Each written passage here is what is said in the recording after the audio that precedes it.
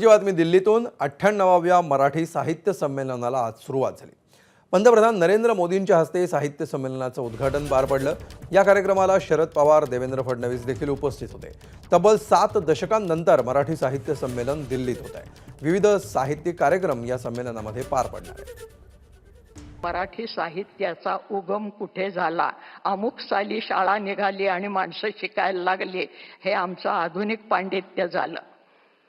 ज्या दिवशी आईने पहिली ओवी आपल्या बाळाला म्हटली असेल त्या दिवशी मराठी भाषा जन्माला आली। आणि भाषा हे संस्कृतीचं बलस्थान असतं। कुठलीही भाषा आजही जगाच्या पाठीवर कुठे हिंडत असलो, आणखीन मराठी शब्द ऐकायला आला तर आपण चमकून बघायला लागतो। तर हे भाषेचं आपलेपण निर्माण करणारी, भाषा ही जोडणारी गोष्ट असायला पाहिजे, तोडणारी नाही। एबीपी माझा, उघडा डोळे बघा नीट।